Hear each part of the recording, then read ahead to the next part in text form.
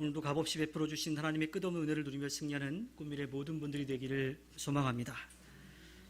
오늘은 기독교 대한감리회에서요, 기독교 학교 살리기 긴급 기도주일로 선포하고 전국 감리교회가 기독교 학교를 위해서 함께 기도하자고 하는 그런 주일입니다. 우리나라에 기독교 학교가 한 500개 정도 있다 그래요. 그 중에서 감리교회로 되어 있는 감리교 계통의 학교가 중고등학교랑 대학교까지 합쳐가지고 한 62개 정도 된다고 합니다.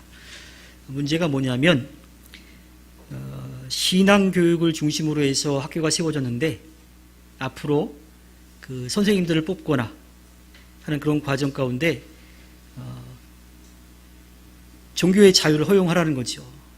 그러니까 기독교 신앙을 갖지 않은 사람도 필히 교사로 채용을 해야 되는 뭐 그런 법들이 좀 생겨나고 있대요. 그래서 어떻게 보면 저희가 차별적인 그러한 상황일지도 모르겠지만 기독교 학교가 세워진 그 목적에서는 조금 벗어나는 일이기 때문에 그런 부분들에 대해서 기독교 학교가 그 세워진 이념을 잘 지켜갈 수 있도록 그 목적에 맞게끔 세워져 갈 수 있도록 함께 기도하고 또 서명운동도 하고자 하는 겁니다. 여러분들 그것을 기억해 주시고, 저는 사실 바라기는 기독교 학교 살리기라고 하는 기도보다도 이 땅에 학교가 제대로 세워질 수 있도록 기도하기를 원합니다. 여러 가지 이유로 학교가 배움과 어우러짐의 장소가 아니라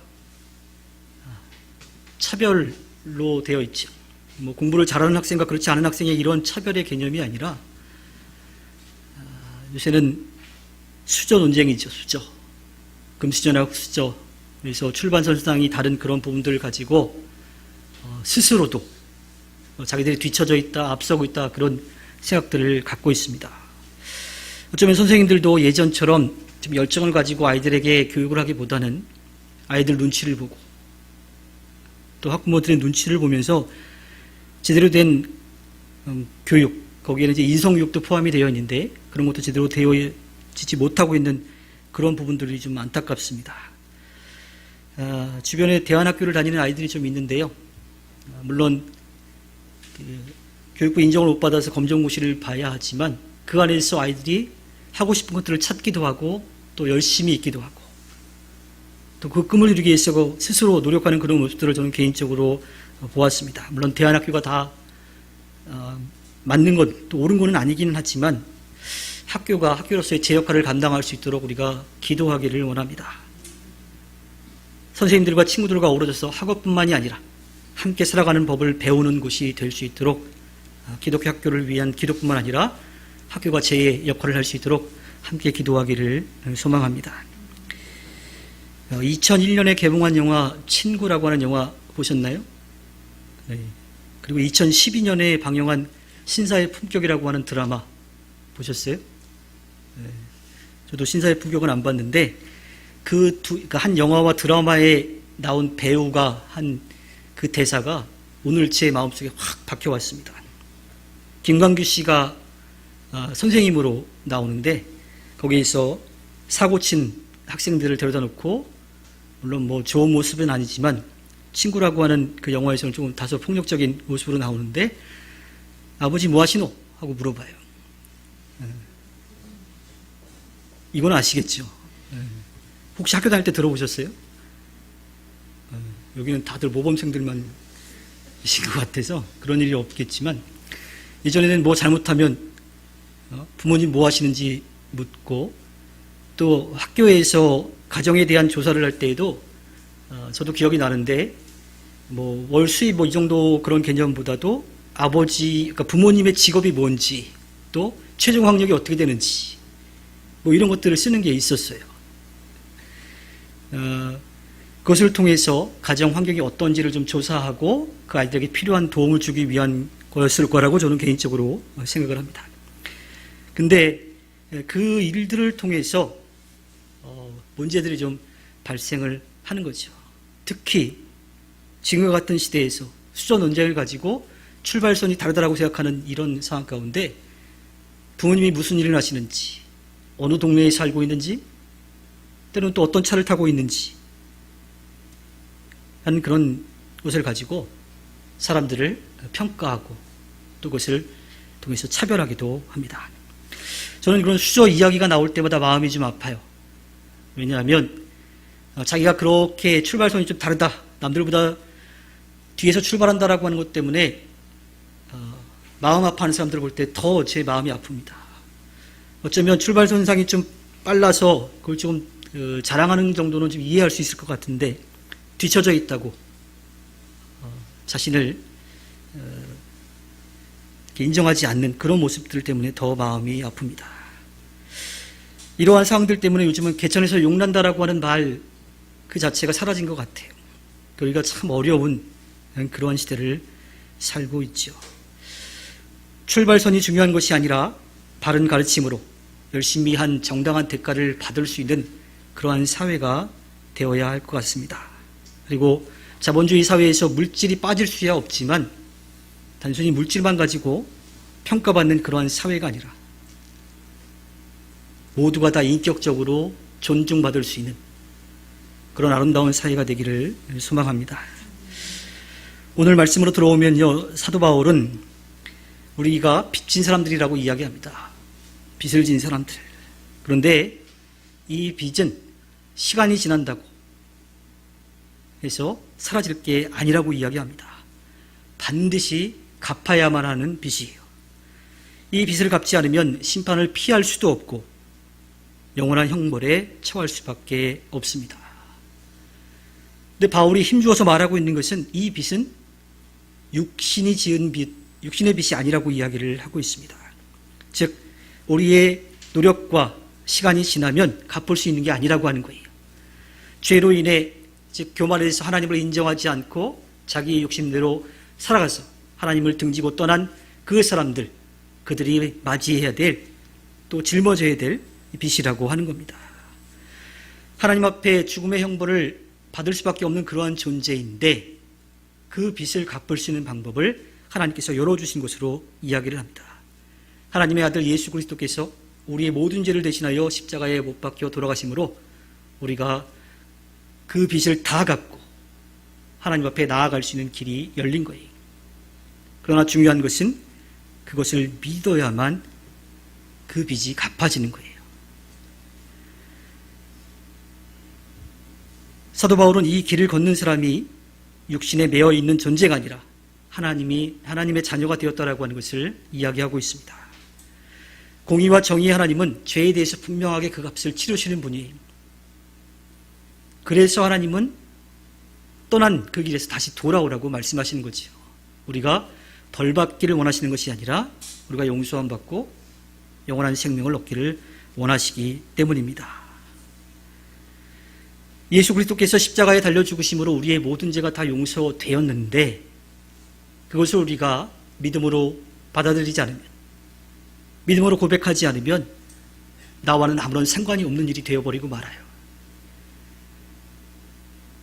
바울이 이야기하는 이 빚이라고 하는 것, 이것은 육신의 빚이 아니라 영의 빚, 하나님으로부터 떠나 있는 우리가 하나님께로 다시 돌아올 수 있는 그 길을 열어주신 것, 그것을 갚아나가는 것, 그것을 이야기하는 겁니다.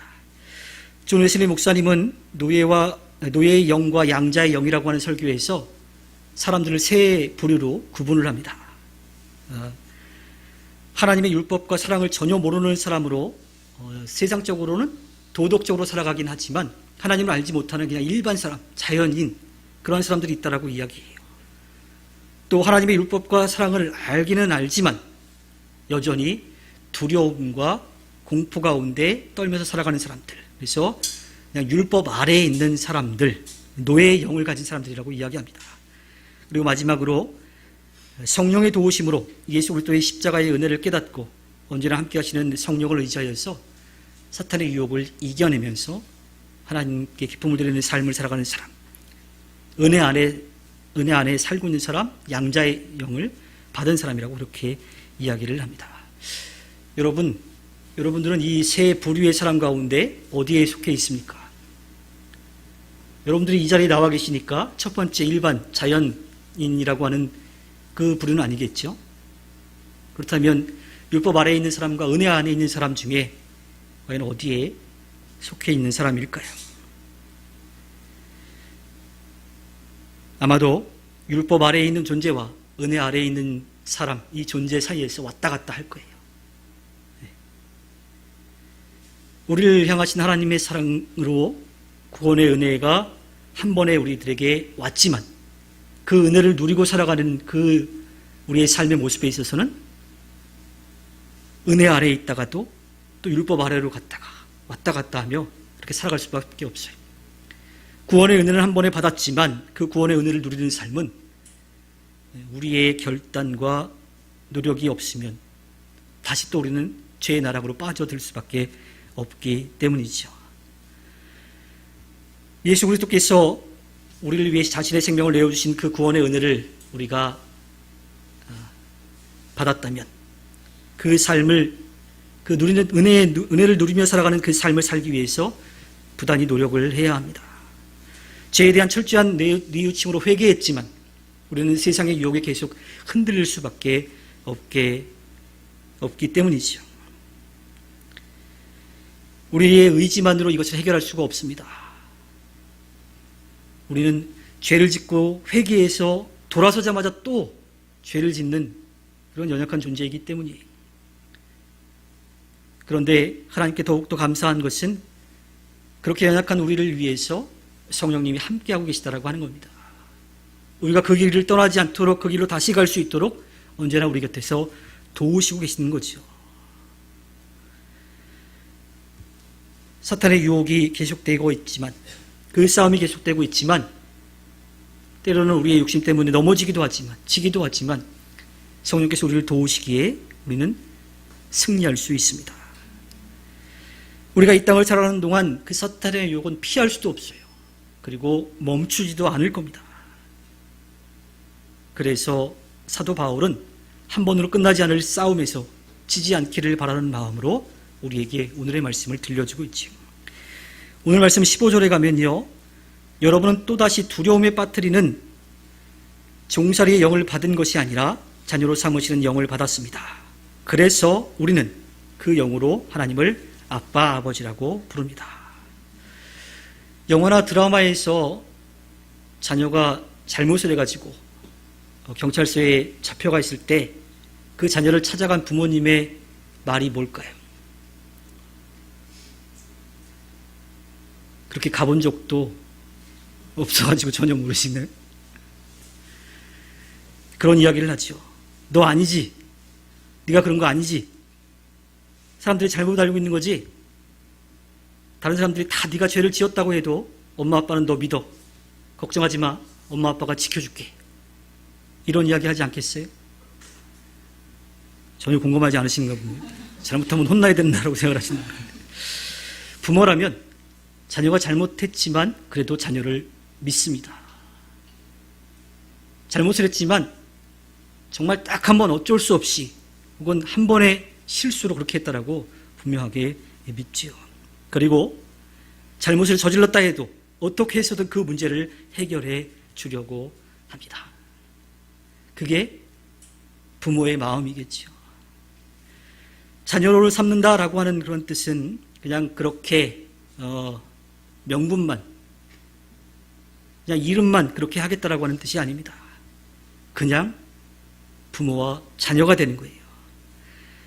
아브라함이 하나님께서 주시겠다라고 하신 그 후자, 그 아들을 자기가 생각한 때에 주시지 않자 그는 하나님께 따지듯이 이야기하죠. 창세기 15장 2절과 3절에 주 나의 하나님 주님께서는 저에게 무엇을 주시렵니까? 저에게는 자식이 아직 없습니다. 저의 재산을 상속받을 자식이라고는 다마스쿠스 녀석 엘리에셀 뿐입니다. 주님께서 저에게 자식을 주지 않으셨으니 이제 저의 집에 있는 이 종이 저의 상속자가 될 것입니다라고 말합니다. 아브라함 때뿐만이 아니라 이 로마서가 쓰여진 1세기경의 로마에서도 양자로 삼는 일들이 많았어요. 왜 그랬냐면 부모가 가지고 있는 그 재산을 누군가에게 물려줘야 되거든요. 그것을 물려줘서 또 그 재산이 계속해서 유지될 수 있도록, 더 늘어날 수 있도록 해야만 하는 거예요. 그래서 아들이 없다면, 그 자녀가 없더라면 아브라함 같은 경우는 종을 양자로 삼아서 그에게 자기의 모든 권한을 다 물려주는 거죠. 로마 시대 때에도 그렇게 했다라고 하는 거예요. 양자로 입양된 자녀는요, 부모로부터 친부모와 친자녀의 관계로 바뀌는 겁니다. 그냥 명분만 그런 게 아니라 자녀로서 누릴 수 있는 모든 것들을 다 누릴 수 있게 되는 거예요. 마찬가지로 부모도 그 자녀에게 모든 책임을 다 져야 하는 거죠. 친자녀와 전혀 다름없는 사랑을 받고 또 그 자녀가 누릴 권리도 똑같았습니다. 갈라디아서 3장 7절에 그러므로 믿음에서 난 사람들이야말로 아브라함의 자손임을 여러분은 아십시오. 또 갈라디아서 3장 29절에 여러분이 그리스도께 속한 사람이면 여러분은 아브라함의 후손이요 약속을 따라 정해진 상속자들입니다 라고 말합니다. 바울이 이야기하는 것은 유대인들이 생각하는 것처럼 혈통, 그 율법을 지켜야지만 그 구원의 은혜를 누리는 것이 아니라 믿음, 아브라함을 통하여서 믿음을 얻은 그 자들이, 그 사람들이 그 믿음을 이어가는 상속자라고 이야기를 하고 있습니다. 바로 믿음으로 하나님의 구원의 은혜를 누리게 된다고 말합니다.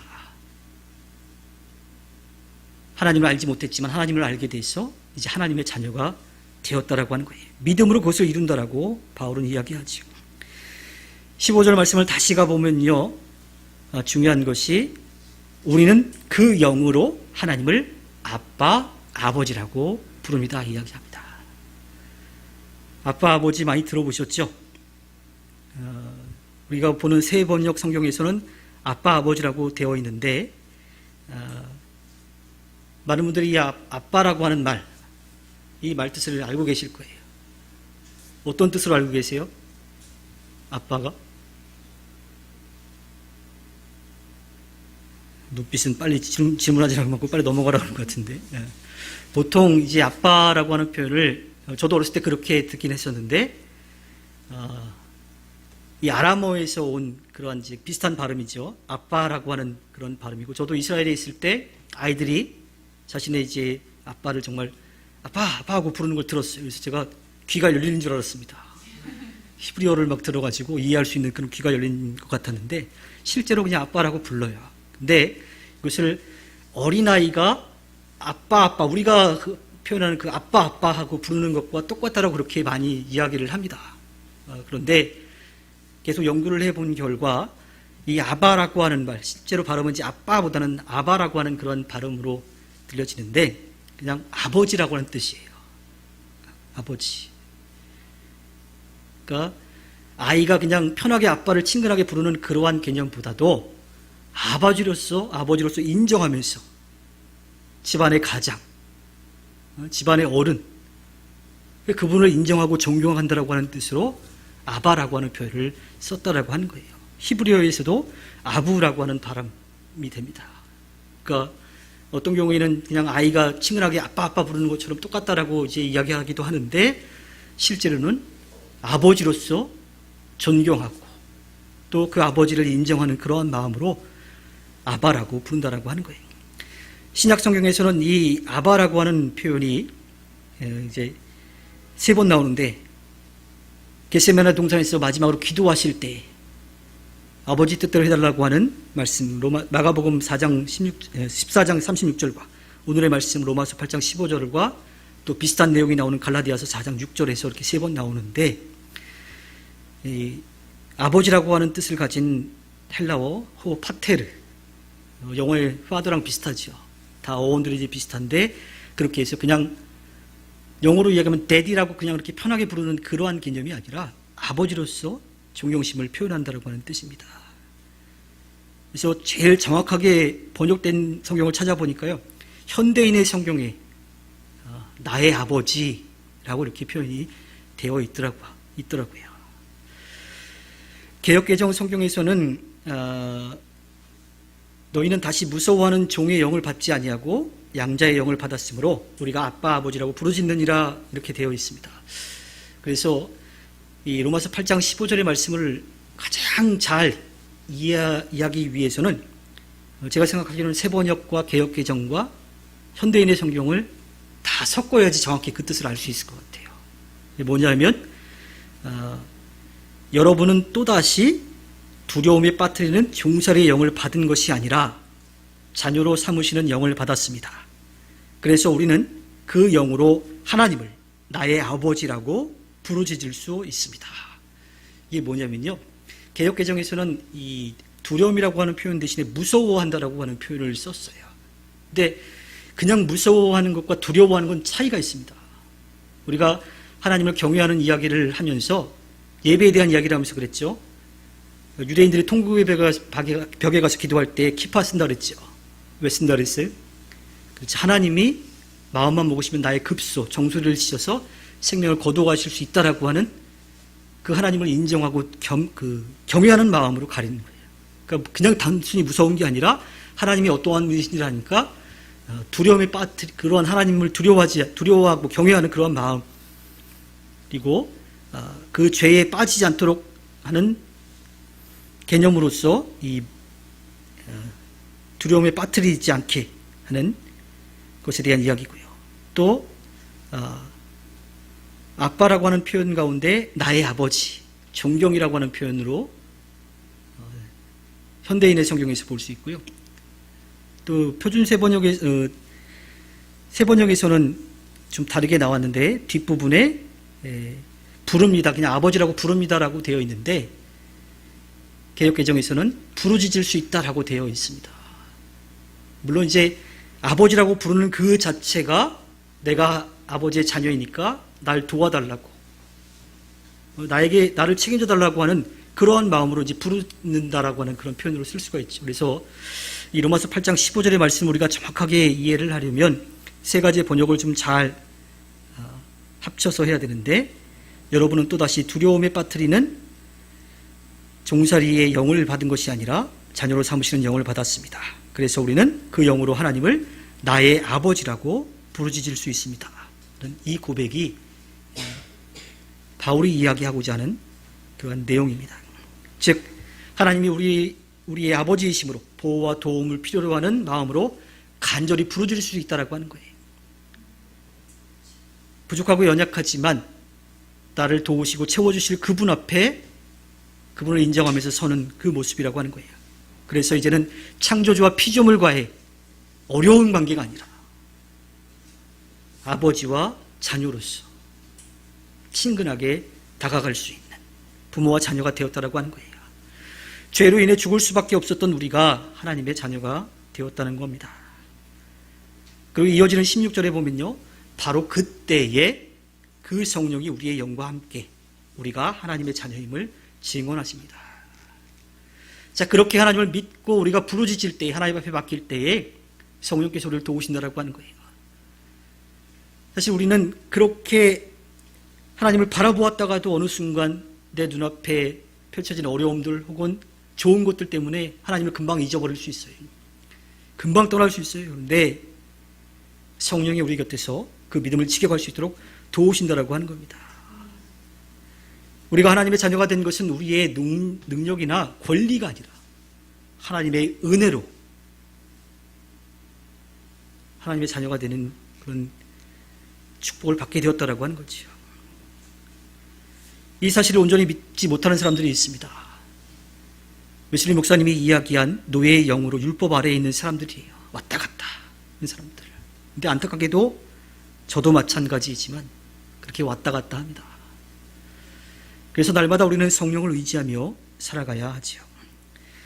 마지막 17절에 가면요, 자녀이면 상속자이기도 합니다. 우리가 그리스도와 함께 영광을 받으려고 그와 함께 고난을 받으면 우리는 하나님이 정하신 상속자요 그와 그리스도와 더불어 공동 상속자입니다. 어쩌면 하나님을 믿고 따르면, 또 하나님의 말씀대로 살아가려고 노력하면, 우리가 하나님의 자녀임을 믿음으로 고백하며 살아가면 우리는 꽃길만 걸을 것 같은 그런 생각이 들 때도 있어요. 그런데 꼭 그렇지만은 않습니다. 오히려 더 불편한 그러한 삶을 살아갈 때도 많지요. 베드로전서 22장 20절부터 21절 말씀에 그러나 선을 행하다가 고난을 당하면서 참으면 그것은 하나님께서 보시기에 아름다운 일입니다. 바로 이것을 위하여 여러분은 부르심을 받았습니다. 그리스도께서는 여러분을 위하여 고난을 당하심으로써 여러분이 자기의 발자취를 따르게 하시려고 여러분에게 본을 남겨 놓으셨습니다. 믿음의 사람들이 꼭 어려움을 겪어야 하는 것만은 아니에요. 그런데 그러한 어려움을 통해서도 하나님께서 우리들에게 베풀으실 은혜를 우리가 누릴 수 있기를 바라시는 거죠. 그리고 주님이 걸어가신 그 길을 따라갈 때 우리가 절망하지 않고 계속 따라갈 수 있도록 해주시는 겁니다. 빌립보서 1장 29절에서는 하나님께서는 여러분에게 그리스도를 위한 특권, 즉 그리스도를 믿는 것뿐만 아니라 또한 그리스도를 위하여 고난을 받는 특권도 주셨습니다. 여기서 중요한 것은요, 영광이든 고난이든 그리스도와 함께라고 하는 겁니다. 그리스도와 함께라면 세상적인 어려움 가운데서도 감사와 기쁨, 기대와 소망을 가질 수 있어요. 또 그리스도와 함께라면 그 영광 가운데 감사하며 겸손한 마음으로 설 수가 있는 거죠. 혹시 여러분 중에 입양 교육을 받으신 분들이 계신지 모르겠습니다. 저는 이제 입양 교육을 받으면서 새로운 사실 하나를 깨달았습니다. 그 핵심의 내용은 뭐냐면요, 그 입양을 하는 양부모와 입양을 오는 아이 사이에 그게 맺어지게 되면 양부모와 입양아라고 하는 그러한 개념은 사라지고 부모와 자녀의 관계만 남는다라고 하는 거예요. 처음에 그 뜻이 무슨 말인지 몰랐어요. 그런데 그 입양 교육하시는 분이 하시는 말씀이 아이가 안타깝다고, 불쌍하다고, 잘못해도 가만히 놔두는 건 부모로서 할 일이 아니라고 하는 거예요. 실제로 배가 아파서 낳은 자녀는 아니라 하더라도 가슴으로 낳은 아이이기 때문에 부모로서 자녀를 올바른 길로 이끌어 줘야 된다고 하는 겁니다. 자녀가 잘못을 했을 때 그냥 내버려두는 부모는 부모로서의 역할을 제대로 하지 못하는 거예요. 방법은 다를지라도 아이가 잘못했다는 것을 분명하게 알게 해주어서 같은 잘못을 저지르지 않도록 해주는 것, 그것이 부모가 해야 될 일인 거지요. 그리고 자녀는 그러한 부모의 마음을 잘 헤아려서 바른 길로 나아가야 합니다. 제가 처음에 아버지 뭐 하시노? 라고 하는 영화 드라마의 대사를 말씀드렸는데요. 여러분들 그 질문에 부모님의 직업이 뭔지를 생각하고 그에 대한 답을 하기보다는 저희 아버지는 저를 사랑하십니다. 잘못을 했을 때 혼을 내시기도 하지만 저를 사랑하는 마음은 영원히 변치 않으십니다. 제가 잘 되는 모습을 보기를 원하시는 분입니다. 저보다 저를 더 잘하셔서 제 필요를 채워주시는 분입니다. 나의 아버지는 하나님이십니다 하고 고백할 수 있기를 원합니다. 물론 이 땅에서의 부모님에 대한 사랑도 분명하게 있지만 우리가 하나님의 자녀가 되었음을 분명하게 기억하고 하나님은 우리의 아바 아버지라고 믿음으로 고백하며 살아가기를 바랍니다. 우리를 사랑하셔서 우리가 살아갈 수 있는 모든 것을 만들어주시고 우리를 지키시고 돌봐주신 하나님의 뜻을 알아서 걱정, 근심의 자녀가 아니라 감사와 기쁨, 그 기쁨의 자녀가 되기 위해 힘쓰는 꿈미래 모든 분들이 되기를 주님의 이름으로 부탁드립니다.